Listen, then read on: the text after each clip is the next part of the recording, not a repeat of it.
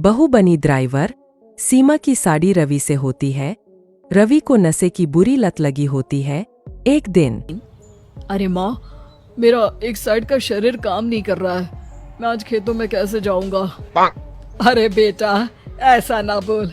तेरे पापा के जाने के बाद से तू ही घर चलाने का सहारा है। मैं डॉक्टर को बुला लाती हूँ। देखिए बहन जी, रोहन के शरीर के एक साइड में लकवा है। अब वो कभी ट्रैक्टर नहीं चला पाएगा।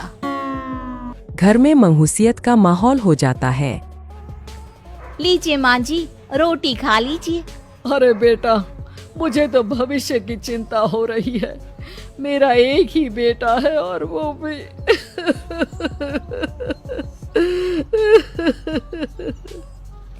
माँ जी, आप चिंता न करें।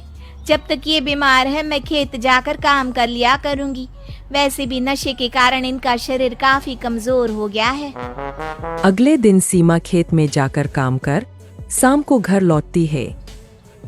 ये ले बेटा, पानी पी ले। कैसा रहा काम का पहला दिन? माँ जी, काम तो ठीक है, लेकिन मैं अगर ट्रैक्टर चलाना सीख लूँ ना तो काम और भी आसान हो जाएगा। अरे बेटा, दुनिया क्या कहेगी कि औरत होकर ट्रैक्टर चला रही है। माँ जी, या तो हम दुनिया देख ले या अपना घर, कोई बात नहीं। जब ये ठीक हो जाएंगे तो सब ठीक हो जाएगा। अरे बहू, जरा बाहर तो आना। जी माँ जी। बहू, तेरे मामा जी आए हैं, तूने बुलाया था ना? हाँ माँ जी, वो मामा जी ना आज से मुझे ट्रैक्टर चलाना सिखा। सीमा मामा जी से ट्रैक्टर चलाना सीखती है। वो मन लगाकर खेतों में काम करती है। और एक दिन माँ जी, पता है इस बार पूरे गांव में सबसे ज्यादा फसल का उत्पादन हमारे खेतों में हुआ है। इस साल तो खूब पैसे आएंगे। हाँ। सास खुश नहीं होती है। वो चुपचाप वहाँ से जाने लगती है। तभी सीमा उसे रोक लेती है। क्या हुआ माँ जी, आपको खुशी नहीं हुई? बेटा, आज डॉक्टर साहब बोल रहे थे कि रोहन के ठीक होने के लिए 5 लाख रुपए की जरूरत है। समझ नहीं आ रहा क्या करूं। सीमा शांत हो जाती है। अगले दिन सास सीमा के पास आती है। बेटा, ये मेरे गहने हैं। इसे अपने गहनों के साथ जोड़कर सुनार को दिया। जितने पैसे हो ले आ। डॉक्टर को आज ही देने हैं। सीमा अपने गहने और सास के गहनों को लेकर दुकान में बेचकर पैसे लेकर घर आ जाती है। माँ जी, सिर्फ 3 लाख रुपए का ही इंतजाम हो पाया है। बाकी के पैसे कैसे आएंगे? बेटा, अब तो एक ही चारा है, हमें जमीन भी बेचनी पड़ेगी। माँ, खेत बेच देंगे तो खाएंगे क्या? अरे बेटा, कोई दूसरा चारा भी तो नहीं है। रोहन ठीक हो जाए तो वो मेहनत करके इससे भी बड़ी जमीन ले लेगा। सास बहू मिलकर खेत भी बेच देते हैं। अब पूरे पैसे लेकर सास डॉक्टर के पास जाती है। डॉक्टर साहब, ये लीजिए सारे पैसे। बस किसी तरह मेरे बेटे को ठीक कर दीजिए। आपका बेटा ठीक तो हो जाएगा, लेकिन 6 महीने का समय लगेगा।